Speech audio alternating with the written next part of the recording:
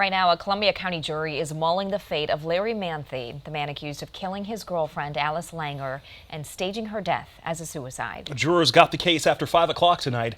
Chloe Morrissey has you covered on the main points the prosecution and defense tried to drive home in their closing arguments.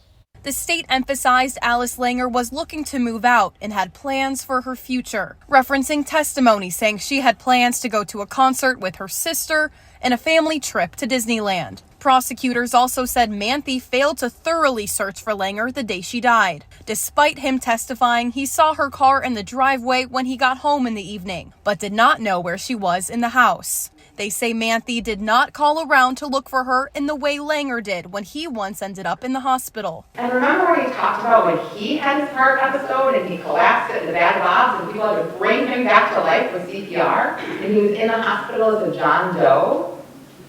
Alice called around and looked for him. That is what you do when your partner of 30 plus years is missing. You don't sit on the couch and watch Hannity and have a drink.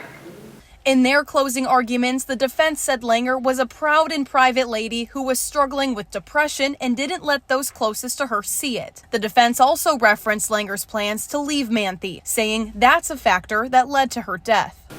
She told her partner about her plan. Maybe was hoping that he might ask her to stay or fight for her, and she didn't.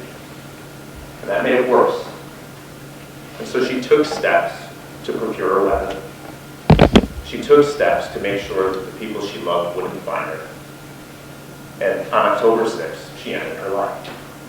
Jurors deliberated for several hours Thursday night before the judge had them go home. They'll resume their deliberations on Friday. In Portage, I'm Chloe Morrissey.